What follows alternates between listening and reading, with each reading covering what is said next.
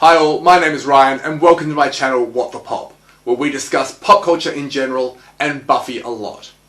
If you like what I do, please like, subscribe and click the notification bell to be notified whenever I upload a new video. If you have friends that like Buffy, share it with them. It all helps the algorithm. And consider supporting the channel through our Patreon. The usual spoiler alert.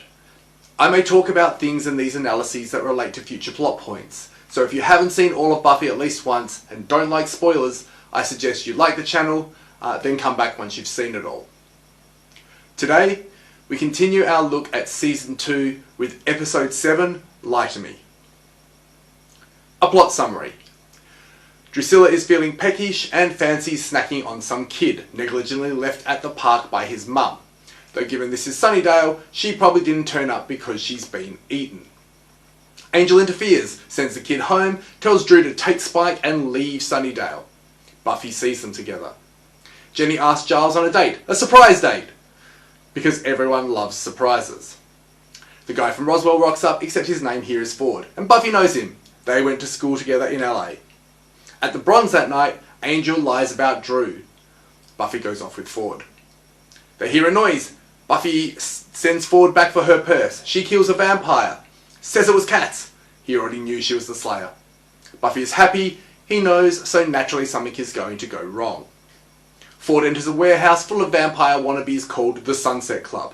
Says the plan is going well. Angel visits Willow for info on Ford. He's not even enrolled at the school. Buffy and Ford are out, see vampires. Ford makes a deal with one, tells Buffy he staked her. Angel, Willow and Xander visit the Sunset Club. Angel has no concept of tact and calls them all fools. The vampire Ford said he staked steals one of Giles' books. He's understandably upset. Drew has a conversation with a dead bird. Buffy confronts Angel about Drew. He tells her the truth. Ford and Buffy schedule a rendezvous. She follows him to the Sunset Club. Buffy confronts him. It was his plan. They're all locked inside. Spike and all arrive, start chowing down on the all-you-can-eat moron buffet. Buffy grabs Drew and threatens to stake her. Spike orders everyone to stop their snacking, and all the humans except Ford leave. Spike honours his deal, makes Ford a vampire. Buffy's lamenting that growing up sucks. Ford rises, Buffy stakes him, she asks Giles to lie to her.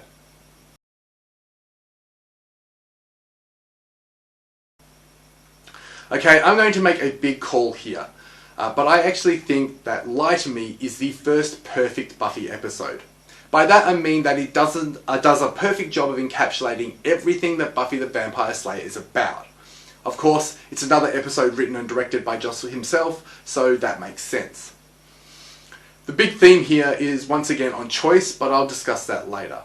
In this episode, almost everyone lies, and those lies have various effects on the people who hear them.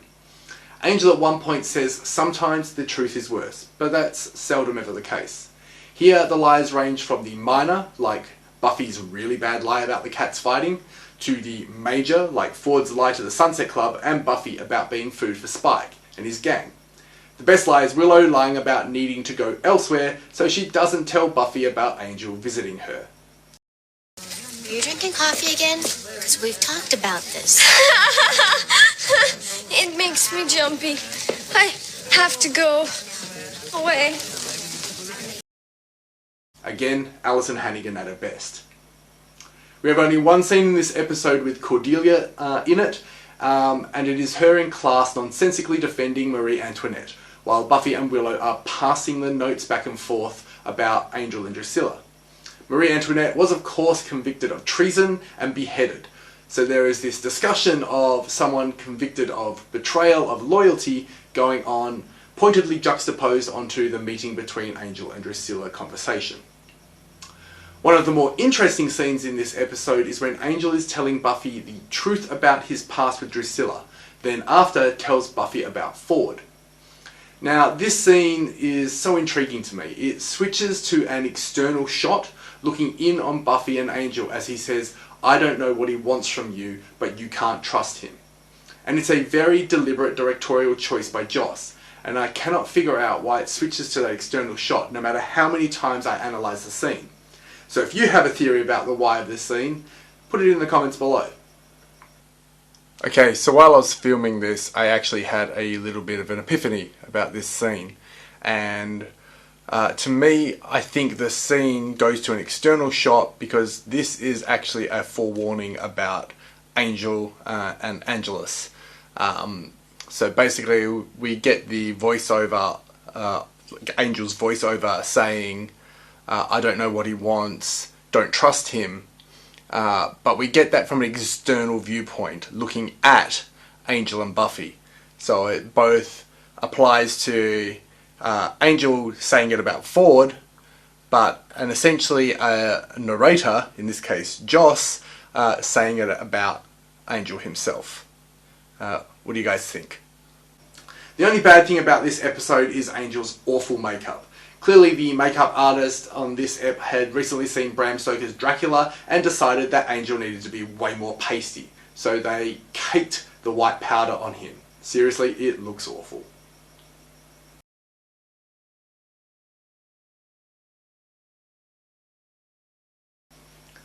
The focus on choices here echoes those in Prophecy Girl, both episodes written by Joss, and a theme that will play in much of the stuff he writes.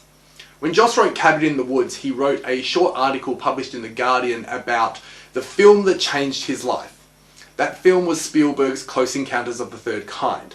On it, Joss wrote, "More than anything, seeing that film was a germ that opened my mind. The idea that Roy was going to leave Earth and travel through space, and that when he came back, it would be several decades later and everybody he had known would be dead, hit home the reality of being human. It made me consider what we are, what we can be, what our limitations are." He continued on to say that it essentially made him an existentialist, and he was introduced to Jean-Paul Sartre shortly after that. Though Joss has also referred to himself as an absurdist, which is similar to existentialism, but not quite the same. My introduction to existentialism was through Albert Camus' The Outsider, known as The Stranger in the US, and the subsequent study of that in English literature. Camus never thought of himself as an existentialist and rejected it throughout his life, though he is broadly categorized by most others as one.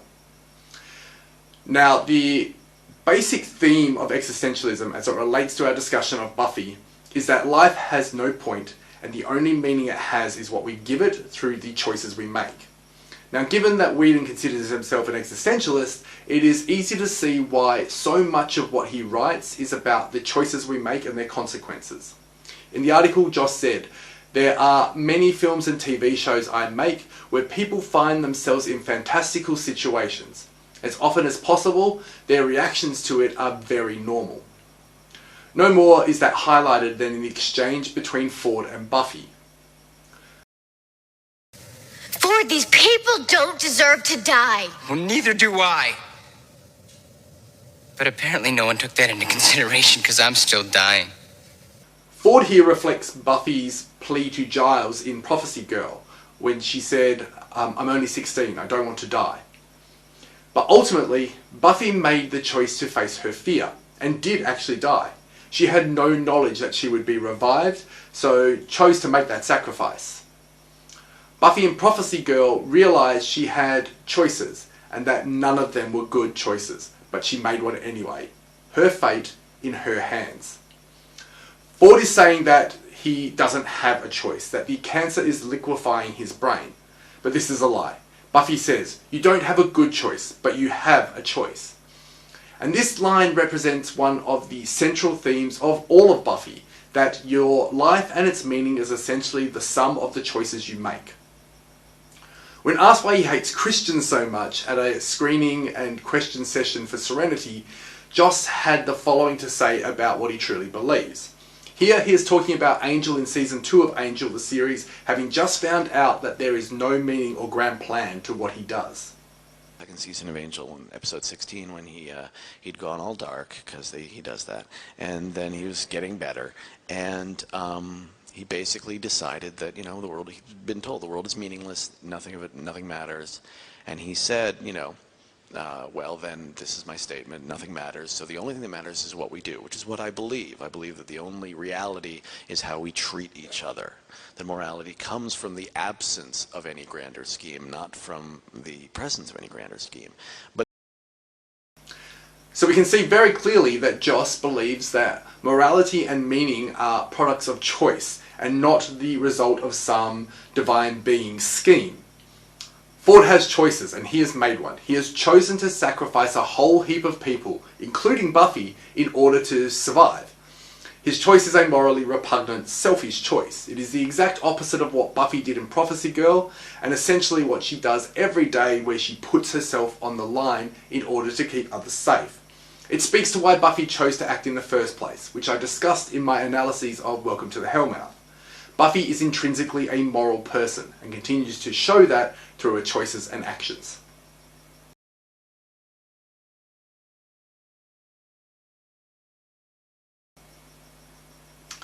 Last episode touched on transitions and new beginnings, as the Roman god Janus has two faces, one that looks to the past, one that looks to the future. Moving from childhood to adulthood is one of those transitions and new beginnings, and Buffy is experiencing that shift in this episode, noting that the world gets infinitely more complex when you really start to see the world as it is and not with the naivety of a child's eyes. Part of growing up, and on theme with the importance of choices defining who you are, is reconciling with your past. And Buffy has to reconcile things from both her past and Angel's past. From her past we have Ford, a reminder from times when her life was much more simple, before she was the Slayer. He's another symbol of her childhood, something that immediately draws her back into her past as they reminisce. It's easy for Buffy to slide back into their friendship. It's comfortable, familiar, and simple, just like childhood.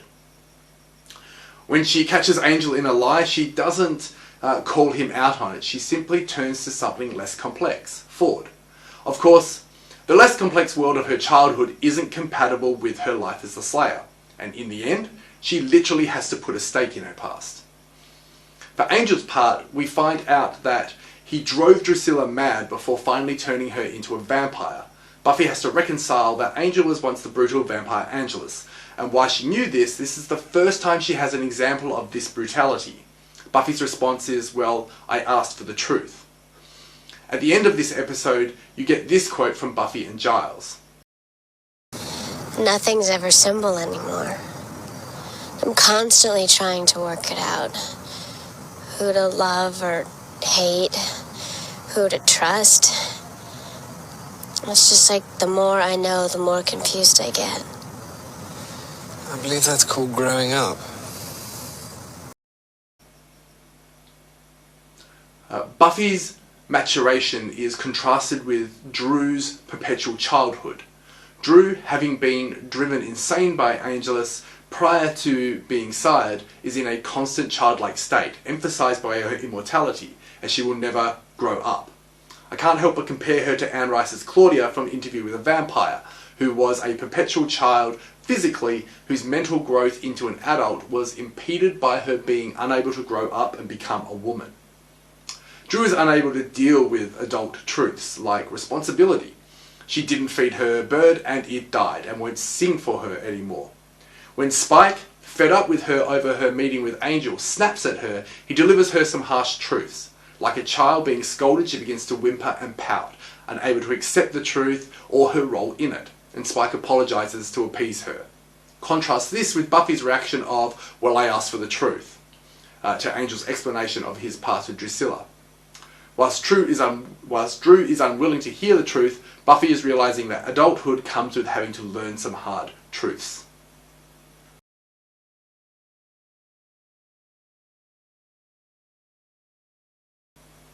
This episode does a fantastic job of sowing little bits of information that become important, both as plot and theme of the rest of the season.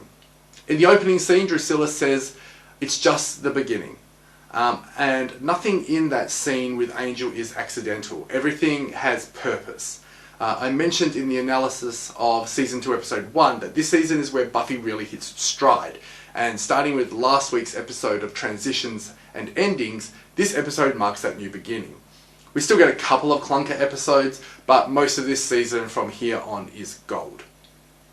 Also in that scene, Angel tells Drusilla to take Spike and leave Sunnydale, or else it will end badly for all of us. In the same scene, Drusilla says about Buffy, "Poor thing, she has no idea what's in store."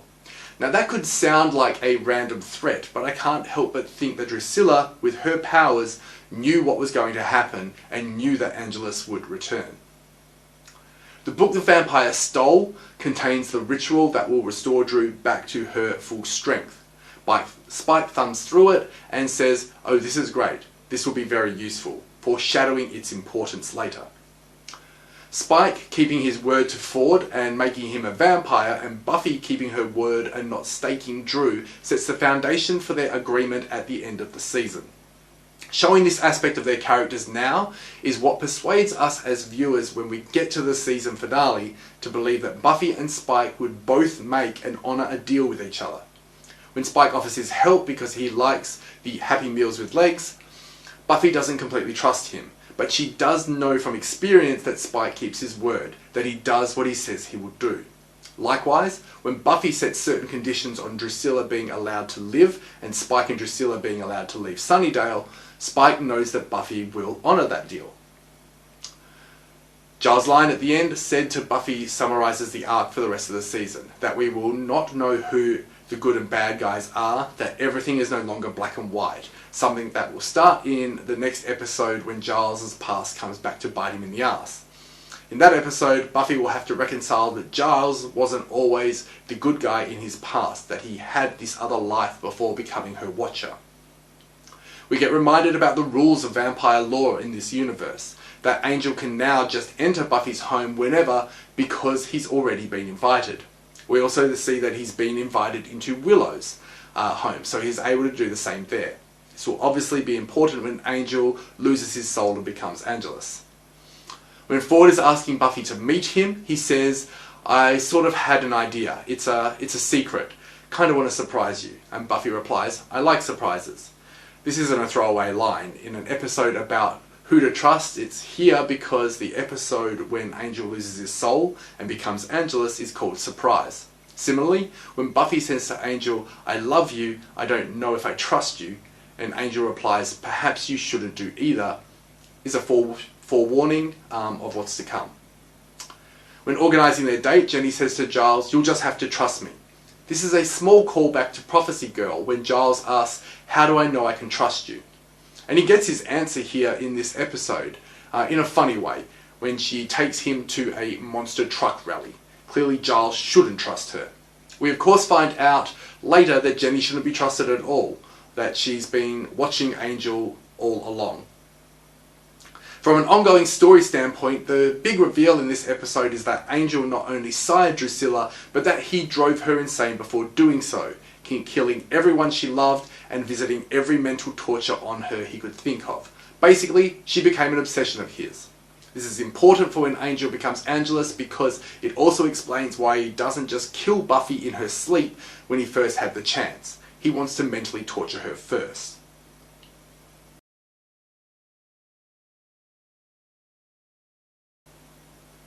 Chanterelle will reappear twice in the Buffyverse, first as someone living on the streets in LA, now going by the name Lily, who Buffy saves. She recognises Buffy. Buffy gives her her job and identity when she leaves to go back to Sunnydale. Buffy had been going by Anne, her middle name, and Lily adopts that name. The next time we see her is on Angel in Season 2. She's running a teen homeless shelter and knows about vampires. There is no mention of her meeting Buffy, but she is introduced as Anne. In this episode, Angel enters Willow's bedroom through an external door. We will see Willow's bedroom again in Season 3 episode Gingerbread when she is locked in there by order of Moo, and that external door doesn't appear to exist anymore. There are a number of good quotes in this episode, but you can't go past this one, mentioned earlier. I don't have a choice. You have a choice. You don't have a good choice, but you have a choice. While it's not funny, it really is the central theme in all of Buffy. Thank you for watching. If you've enjoyed this look into the Buffyverse, please like, subscribe to the channel, and consider supporting through our Patreon. If you have disagreed with anything I've said or have anything else I missed, please put it in the comments below, and I will see you next video.